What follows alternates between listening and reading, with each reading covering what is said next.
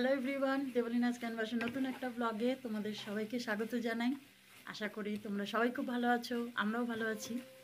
আর আমি তো ওইদিকে দেখতেই পাচ্ছ রান্না বসিয়ে দিয়েছি।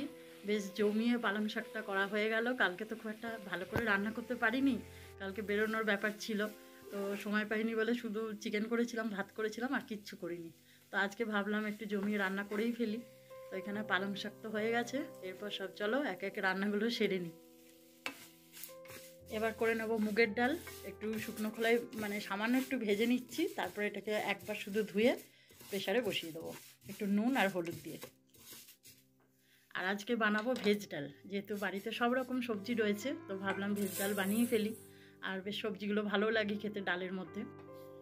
আর ছোট যখন ছিলাম তখন এই সবজি বেছে বেছে আমি ডালটা খেতাম। মা যখন ভেজ ডাল করতো, পাতের পাশে সব রকম সবজি ওই ডাল থেকে তুলে রেখে দিতাম। ছোটোবেলায় মনে হয় সবাই এরকমই থাকে, কিন্তু এখন বড় হয়ে যাওয়ার পর এখন বুঝি যে না, সবজি খাওয়াটা সত্যিই খুব দরকার শরীরের জন্য। তো সেই জন্য সব রকম সবজিই খাই, এখন আর আমার কোনো বাছবিচার নেই। এই যে এটাতে এবার একটু নুন আর একটুখানি হলুদ দেবো সামান্য, দিয়ে এটাকে এবার সেদ্ধ করতে বসিয়ে দেবো। ওদিকে ডালটা নিজের মতো সেদ্ধ হোক, এখনও অনেক সময় লাগবে ডালটা হতে। তার আগে আমি এখানে আলু চোখার জন্য পেঁয়াজ আর লঙ্কাটা একটু ভেজে নেব। তো এই যে আলু আমার সেদ্ধ হয়ে গেছে, আর এখানে পেঁয়াজ কুটে নিয়েছি। পেঁয়াজটা একটু বেশি করে দিয়েছি, কারণ আলুর পরিমাণটা একটু বেশি আছে তাই। আর পেঁয়াজ একটু বেশি করে দিলে আলু চোখাটা খেতে আরও সুন্দর লাগে।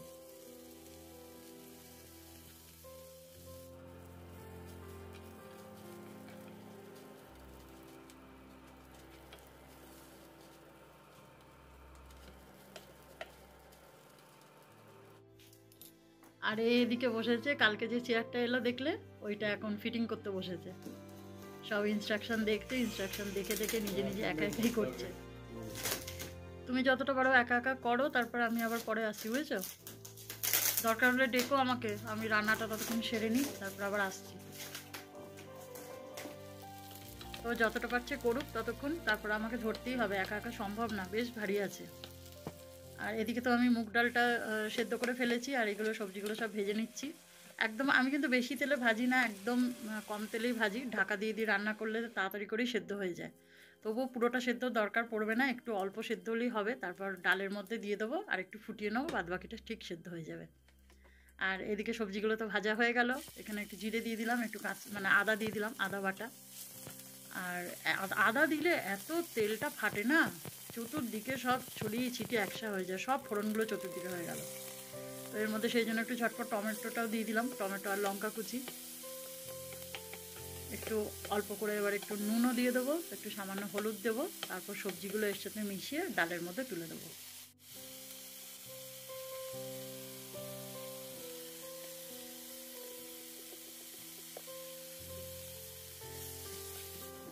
আর ডালের মধ্যে আমি কাজুও দেবো, কিন্তু আমরা যে কাজুটা আনি সেটা একদম শুকনো খোলায় নুন দিয়ে ভাজা থাকে, তেলে ভাজা কিন্তু নয়, একদম শুকনো খোলায় ভাজা থাকে। তো সেই জন্য আর কাজুটা আলাদা করে ভাজলাম না, কিন্তু যদি কাঁচা কাজু হয় তাহলে অবশ্যই কাজুটা ভেজে দিতে হবে ডালের মধ্যে। এই যে কাজুটা আমি দিয়ে দিয়েছি, আর একটু অল্প দিয়ে দিলাম চিনি, যেহেতু ভেজ ডাল একটু মিষ্টি মিষ্টি বেশি ভালো লাগে, তো অল্প সামান্য একদম চিনি দিয়েছি। ব্যাস সবজিগুলো রেডি। এবার আমি এটা ডালের মধ্যে দিয়ে দেবো, দিয়ে অল্প একদম আঁচে বসিয়ে দেবো, যাতে সবজিগুলো যদি একটু কাঁচা থাকে সেদ্ধ হয়ে যাবে। আর সবজিগুলো যখন সেদ্ধ হয়ে যাবে, ডালটাও যখন একটু মাখা মাখা হয়ে যাবে, তখন এটা নামিয়ে নেবো, আর শেষে একটু ঘি দেবো। ব্যাস, আর মোটামুটি অন্য রান্নাগুলো তো সব হয়ে গেছে। এই চিংড়ি মাছটা হয়ে গেলেই আমার সব রান্না কমপ্লিট হয়ে যাবে। এই যে এখানে সব নিয়ে নিয়েছি, চিংড়ি মাছের মালাইকারিই করবো আজকে।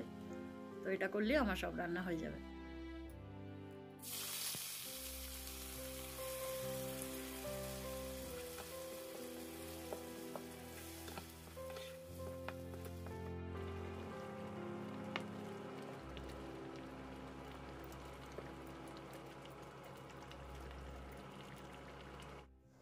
আর এই যে কালকে যখন ফিরলাম, তখন ওই দরজার কাছে একটা পার্সেল ছিল না, সেইটা এখন খুললাম, কালকে আর খোলা হয়নি। কলাইয়ের ডাল এসছে। আর কোথা থেকে এসছে বলো তো? ইন্ডিয়া থেকে। আমি ইন্টারন্যাশনাল স্টোরেও খুঁজেছি, পাইনি, ওয়ালমার্টেও খুঁজেছি, পাইনি, অবশেষে অনলাইনে অর্ডার করা হয়েছে, তারপরে এসছে। এই দেখো, তোমাদের একবার দেখিয়ে দিই চেয়ারটার ফাইনাল লুক। ভালোই হয়েছে। ও এতদিন এই চেয়ারটা অর্ডার করছিল না ভয়ে যে সব ঠিকঠাকভাবে ওই স্ক্রুগুলো দেয় ওগুলো ঠিকঠাকভাবে লাগাতে পারবে কিনা। তারপর সব ইনস্ট্রাকশন দেখলো, বললো না সোজাই আছে। আর এই ডাইনিং টেবিলের এই চেয়ারটা দিয়ে এতদিনও কাজ চালাচ্ছিল, আর এখন নতুন চেয়ার এসে গেছে, এখন নতুন চেয়ারে বসেই পড়াশোনা চলবে। হ্যাঁ, এখন সন্ধে হয়ে গেছে আর আমি চলে এসেছি আবার রান্নাঘরে। একটু পরে রুটি করব, কিন্তু তার আগে আরেকটা জিনিস আজকে বানাবো। অনেক দিন ধরেই মনের মধ্যে ইচ্ছা ছিল এটা বানাবো, তো আজকে বানাতে চলেছি ল্যাংচা। দেখা যাক কেমন পারি। এই যে সব কিছু সাজিয়ে নিয়েছি, আর এক জায়গায় দেখলাম বাড়িতেই বানাচ্ছে, তো একটুখানি চেষ্টা করছি, কেমন হবে জানি না। তো এই দুধটাকে ঘন করে একদম ক্ষীরের মতো করে নিয়ে তারপর বানাবো, ছানা করে করব না, অন্যরকমভাবে। আর এই দেখো অবস্থা, ল্যাংচার শেপ দিতে গিয়ে পুলিশ শেপ দিয়ে ফেলেছি। এখন জানি না কীরকম হবে। আর এই যে এখানে তেল নিয়ে নিয়েছি, এই তেলে এখন ওগুলো ভাজবো। তারপরে এই রসটা রেডি করেছি, চিনির রস, এটাতে তারপরে ওইগুলো ফোটাবো ভাজার পর। এই যে এখন এখানে ছেড়েও দিয়েছি, এবার এগুলোকে একটু লাল লাল করে ভেজে নেবো। তারপর ওই রসের মধ্যে দিয়ে ওটাকে একটু ফুটিয়ে নেব। দেখি কেমন হবে জানি না, নরম হবে কি শক্ত হবে কিছু বুঝতে পারছি না, চেষ্টা তো করি।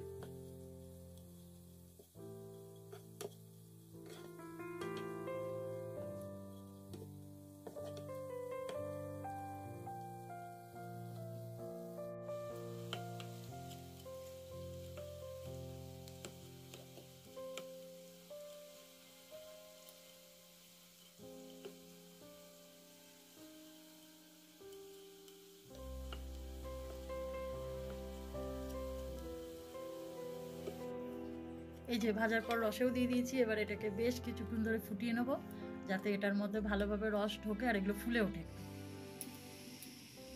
তো এটা হোক, এখনও একটু সময় লাগবে। আর আজকের ভিডিওটা চলো এখানেই শেষ করছি। তোমাদের যদি ভালো লেগে থাকে একটা লাইক করে দিও। তোমরা সবাই ভালো থেকো, সুস্থ থেকো, সাবধানে থেকো।